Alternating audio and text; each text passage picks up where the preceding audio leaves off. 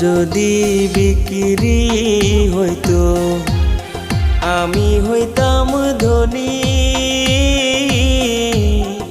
আমার কাছে আছে সই গো দুঃখ নামের খনি, সই গো দুঃখ নামের খনি।